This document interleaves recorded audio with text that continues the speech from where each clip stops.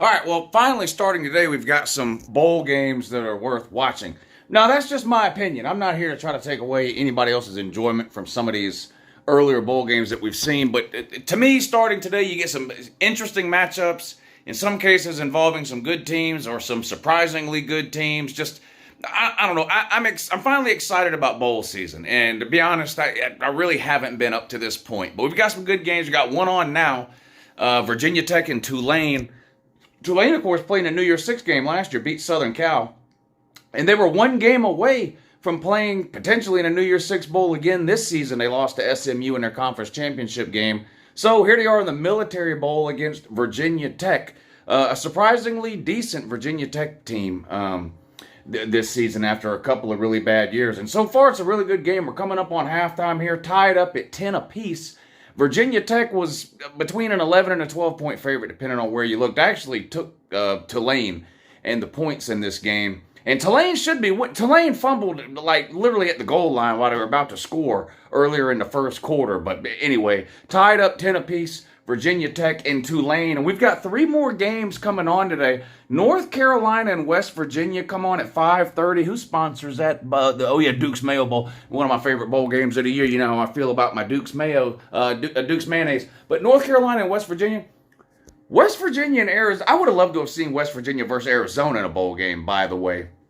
West Virginia in the Big 12. Arizona going to be in the Big 12 next year. And those are probably the two most surprising teams of the season. Arizona was picked to win 3 or 4 games. West Virginia was picked to win 3 or 4 games. West Virginia went 8-4. West Virginia was picked to win 3 games and finished dead last in the Big 12. They went 8-4 and finished 4th in the Big 12. So a really, really good season for West Virginia. Now, it remains to be seen. Touchdown throw into the end zone, incomplete, but looks like pass interference on Tulane. 14 seconds to go until halftime. Virginia Tech get a first down near the goal line here with 14 seconds to go in the first half. It might be bad that West Virginia had this good year because I'm still not sold on Neil Brown as a head coach at West Virginia. And all signs pointed to him getting fired at the end of this year. And then they went 8-4. So they can't fire him now. They got to keep him. And so I don't know. We'll see. But West Virginia, definitely one of the more surprising teams of the year this year. Positively surprising. North Carolina, one of the most disappointing teams this year. Heisman caliber and contending QB and Drake May, and it just never really came together this year for North Carolina. And there's no way I'm picking against West Virginia. It seems like every West Virginia prediction I've made this year, and I haven't predicted every West Virginia game, but it seems like any week that I've talked about West Virginia, I picked them to lose, and they just win and win and win and win. They're 8-4.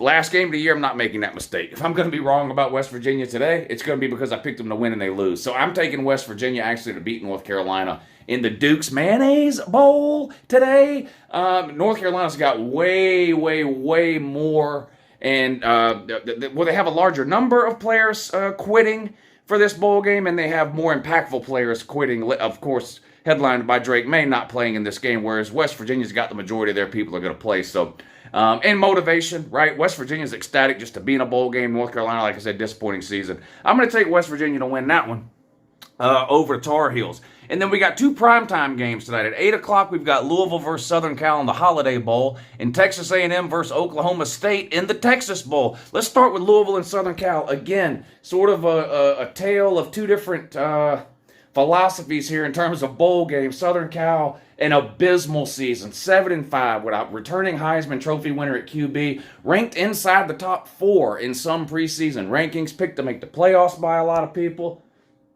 including me. Yeah, I'm an idiot, though. I've never seen a football game. Don't listen to anything I say.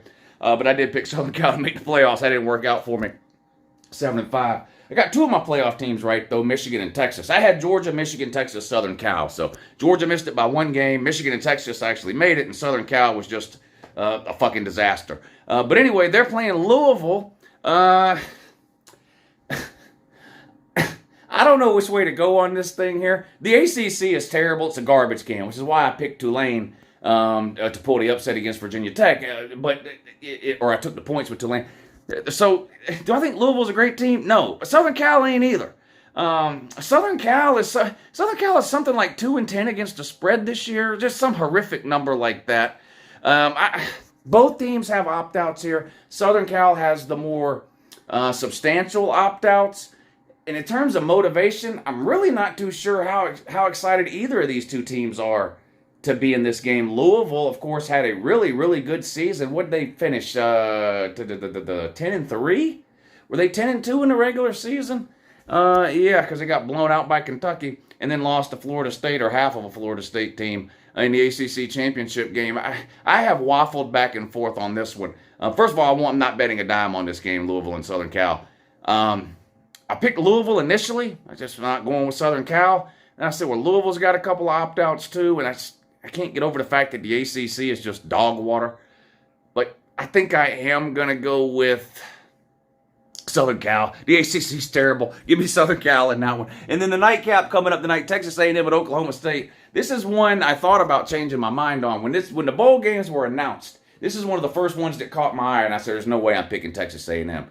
At that point, they had fired Jimbo Fisher, and I knew in my mind they're going to lose a lot of players to the portal. Well, they've lost even more than I thought. They did lose Jimbo Fisher, right? They named an interim. This was during the season. They fired Jimbo Fisher. They named an interim head coach. Well, that interim head coach has since quit. So I mean, they're pulling somebody out of the bleachers to coach this game for Texas A&M, and they have just had a ridiculous number of opt-outs. And the thing is, or opt-outs and transfers. And the thing with the transfers for Texas A&M, it's not like it is for a lot of other. A lot of teams have highly rated players that transfer.